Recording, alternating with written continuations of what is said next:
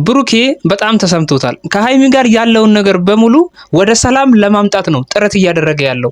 ብቻውን መሆኑ ብቻውን ጥላው መሄዷ ሃይሚ ብሩኬ ከራሱ ጋር እንዲያወራ ጊዜ አግኝቷል ብዬ አስባለሁ። ለዛም ይመስለኛል አሁን ፊቱን ዩቱ በደንብ ሃይሚ ምን ያህል እንደናፈቀችው ነው የሚያሳየው። ከቤት መውጣትሽ ልክ ነው ብዬ አምናለሁ። ብሩኬ ወደ ራሱ ተመልሶ ስላንቺ ማሰቡ በጣም ትልቅ ነገር ነው። ውሳኔሽን ቆም ብለሽ ድጋሚ እንድታስቢበት እንፈልጋለን እኛ የጨረቃ ፋሚሊ። ምክንያቱም ብሩኬ ካንቺ ጋር መቀጠል ይፈልጋል። ነገሮችን በሙሉ ለማስተካከል ቢወስን ነው ካንቺ ጋር መቀጠል የፈለገው እንጂ ሁሉንም ነገር መተው አለብኝ ሲል ነበረ። ስለዚህ አንቺም ወደ ቤትሽ እንድትመለሽ እኛ የጨረቃ ፋሚሊ እንጠይቅሻለን። አለመታመን እንደሚከብድ አውቃለሁ በጣም። ውድና የተከበራችሁ የጨረቃ ፋሚሊ፣ የሰው ጭንቀት የሚያስጨንቃችሁ፣ የሰው ደስታ የሚያስደስታችሁ ውድ ሀገሬ ልጆች እንዴት ናችሁ? ሁሉ ሰላም? እኔ ጋር ሁሉ ሰላም። አለመታመን ምን ያህል ዋጋ ሊያስከፍል እንደሚችል በጣም የተረዳ ይመስለኛል በአሁኑ ሰዓት። ስለዚህ እስከዛሬ ያሳለፋቸው ነገሮች፣ ሃይሚን ያሳዘነበት መንገድ፣ ሁሉም ነገር ፍለፊቱ ድቅን ብሏል በእርግጠኝነት። ለዛም ይመስለኛል ከስህተቱ ሁሉ ተምሮ ሃይሚን ደስተኛ ለማድረግ እየወሰነው። ስለዚህ ነገሮችን በሙሉ ለማስተካከል እየወሰነ ስለሚመስል ሃይሚ ብሩኬ ያንቺ ብሩኬ ወደ ራሱ ተመልሷል። ልክ እንደ በፊቱ ደስተኛ እንድትሆኑ እንፈልጋለን እኛ። ስለዚህ ወደ ቤትሽ እንድትመለሺ በጨረቃ ፋሚሊ ስም እጠይቅሻለሁ።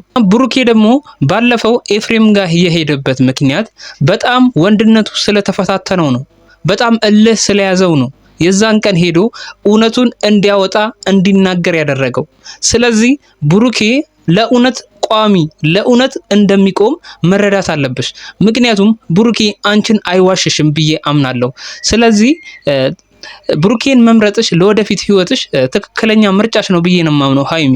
ስለዚህ ብሩኬ ወደ ራሱ እየተመለሰ ስለሆነ ነገሮችን ሁሉ ለማስተካከል እየሞከረ ስለሆነ እስካሁን ያለፉት ነገሮች በሙሉ በስህተት መንገድ ላይ እንደሆነ ተረድቷል። ስለዚህ ወደ ትክክለኛው መንገድ ለመመለስ ጥረት እያደረገ ነው የሚመስለው። ስለዚህ ይሄንን ሙከራውንና ይሄንን ምኞቱን እንድታሳኪለትና ከጎኑ እንድትሆኚ ሃይሚ እጠይቅሻለሁ። ሃይሚ ደግሞ ከብሩኬ በላይ ለችግሮቹ ቅድሚያ የምትሰጥበት ምክንያት ብሩኬን ላለማጣት ስለምትፈልግ ነው እንጂ ብሩኬን ሳታምነው ቀርታ አይደለም። ስለዚህ በህይወታቸው ችግሮች እንዳይበዙ በህይወታቸው ነገሮችን በሙሉ ለማጥራት ካላት ፍላጎት አንጻር ነው እንጂ ብሩኬን ሳታምነው ቀርታ አይደለም እስከ ዛሬ ድረስ ይሄ ሁላ ውጣ ወረድ እያሳለፉት። ስለዚህ ሃይሚ ነገሮችን ጥርት ያለ ነገር ለማድረግ ሞክራ ነው እንጂ ለመሞከር አስባ ነው እንጂ ሃይሚ ብሩኬን የማትደራደርበት መሆኑን እናውቃለን እኛ የጨረቃ ፋሚሊ። ባለፉት ቀናቶች ውስጥ ትልቅ ችግር ነበረባቸው አይደለ? ይሄንን ችግር ደግሞ ብሩኬ የባሰ ነገሮችን እያወሳሰባቸው የመጣበት ምክንያት ሃይሚ እኔን አታምነኝም የሚለው ነገር፣ ሃይሚ እንዴት እኔ ላይ እምነት ታጣለች የሚለው ነገር ነው ብሩኬን የማይሆን ነገር ውስጥ እየገባ የነበረው እንጂ ብሩኬ በሃይሚ ተስፋ የማይቆርጥ ወንድ እንደሆነ ማወቅ አለብሽ ሃይሚ ልልሽ እፈልጋለሁ በዚሁ አጋጣሚ። እና ብሩኬ ነገሮችን ሁሉ ለማስተካከል ሲሞክር አይሳካለትም፣ የባሰ ነገሮች ይገኑበታል። ስለዚህ ነገሮችን ለማስተካከል ጥረት ሲያደርግ በሚያደርጋቸው ስህተት ሃይሚ በጣም እየተበሳጨችበት ነበረ ካሁን በፊት። ስለዚህ እነዚህን ነገሮች ሃይሚን ለማሳመን ብዙ ርቀት ባትጓዝ ጥሩ ነው ብዬ ነው የማምነው ሃይሚን ለማሳመን። ምክንያቱም ብዙ ርቀት ከምትጓዝ አንተ ብዙ ርቀት ተጉዤ ሃይሚን በደንብ አሳምናታለሁ ብለህ ታስባለህ፣ ግን ነገሮቹ ወደ ሌላ መንገድ ወደ ሌላ አቅጣጫ ሊሄዱብ ይችላሉ። ስለዚህ አሁን አንተ ማድረግ ያለብህ ሃይሚ ወደ ቤት ስትመለስ ነገሮችን ለማስረዳት ቁጭ ብለህ አስቀምጠሃት አስረዳት።